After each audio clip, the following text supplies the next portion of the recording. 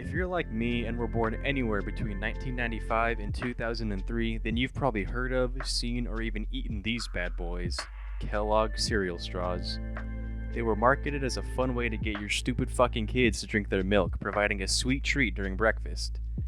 So basically, they were tubes made of various Kellogg cereal with an inner lining of a sugary concoction designed to give milk a taste reminiscent of the aforementioned cereal.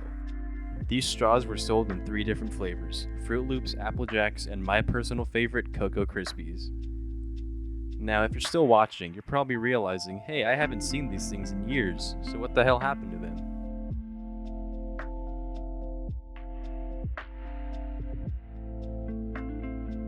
Kellogg cereal straws were released in 2007 and quietly laid to rest sometime in 2009.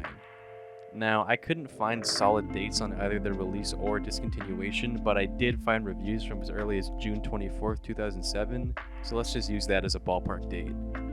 I tried the Wayback Machine, but I couldn't find anything. As for discontinuation, I found reviews from around September of 2009 giving these cereal straws an approximate market lifetime of about 2 years and 3 months. So during this time, what caused them to be removed from store shelves?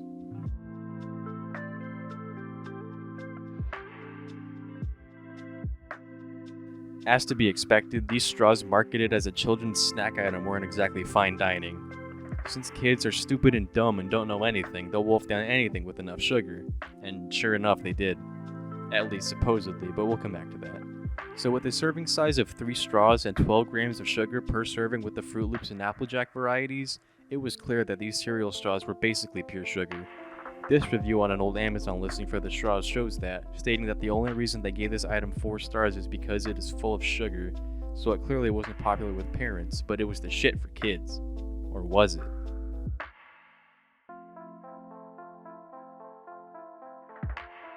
According to this shitty petition made by dumb nerds, at least 67,000 people love these sugar-laden tubes enough to give away their email to a dumbass website that has never accomplished anything. Seriously, they've never done anything. Superfans such as Lorenzo might even go far as to say that it was okay. Now, I'm not sure about you or any of these toolboxes on change.org, but I remember these doing next to nothing in terms of making milk any more palatable to snot-nosed kids. Speaking as a former snot-nosed kid myself, I would just eat the bastards raw like a cookie, because milk is for stupid idiots.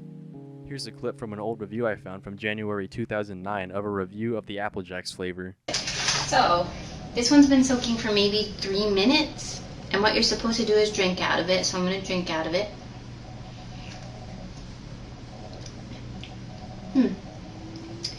Well, the whole point of letting it soak for a while was so that hopefully the milk would taste sweet. It does not. Later on, she does talk about a slight difference in the taste of the milk, but the point is they basically did nothing. So I'm sure all those crying babies on change.org felt differently, but personally, I don't remember liking these for their intended purpose, and I'm sure I'm not alone in that. So on top of kids hating milk and parents denouncing these sugary straws for their pure sugar composition, it's starting to become clear why these were pulled from store shelves.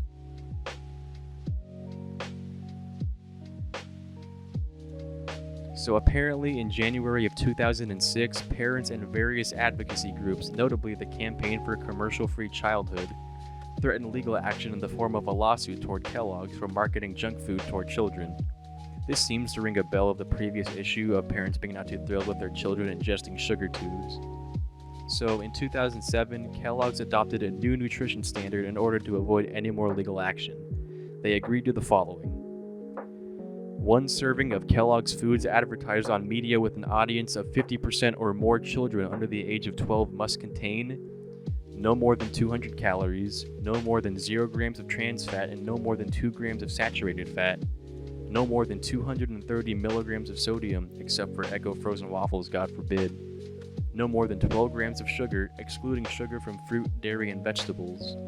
Additionally, Kellogg's could no longer use licensed characters on mass media advertising directed primarily to kids under 12 as a basis for a food form or on the front labels of food packages unless those foods meet the nutrition standards. There are a few that I missed, but the link for the full list is in the description if you care. Anyway, checking the nutrition facts of the Apple Jacks and Froot Loops flavors on old Amazon listings as well as various nutrition websites all keep the cereal straws in the safe zone. However, the same can't be said for the Cocoa Krispies variety.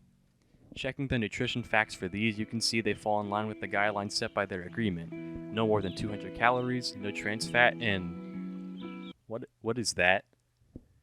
God damn, what a heinous crime. Guilty. A whole tenth of a gram of sugar. Think of the children, man. Guilty. Now, I'm not sure if this is just a case of a number being rounded or whatever, but it's worth noting. So this puts Kellogg's in a bad place, with a product with too much sugar being advertised by their corporate shill mascots. Toucan Sam, Apple and Racial Stereotype, and Gay Keebler Elves. It's possible they've breached a settlement agreement they just made, which puts the impending danger of a lawsuit over their heads at the hands of angry parents and advocacy groups alike, making the fate of discontinuation all the more likely.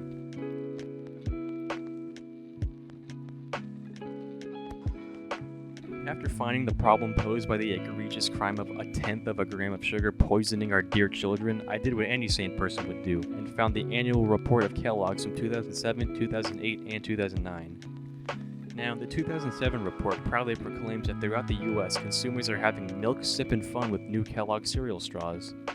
Checking the 2008 report, however, no mention of the cereal straws are made anywhere in the entire report, as well as the 2009 report. It's also worth noting that in the income data directly from the 2009 report, that the company gained money from 2007 to 2008, but lost money from 2008 to 2009. Now, I'm not saying that this one product was responsible for $1 billion of revenue from 2007 to 2008, but hey, I'm sure it at least made a dent. Though, looking at the loss from 2008 to 2009, it gives all the more reason for Kellogg's to pull the product from store shelves, as it likely wasn't making as much money as the company had hoped. This is all assumption though, please don't quote me on any of this.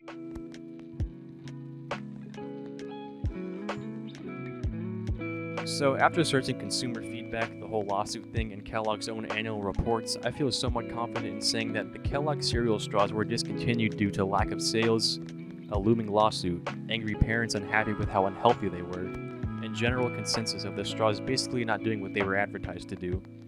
Apparently they were brought back for a week in 2018, but come on man, what the hell is this? So I say, rather than whine on a useless website, those who truly wish for change and to bring these cereal straws back should rally in the streets of the Kellogg's HQ, picket signs and all, and demand they bring these beloved treats back. Or don't, because they're kinda lame and terrible for you. Thanks for watching.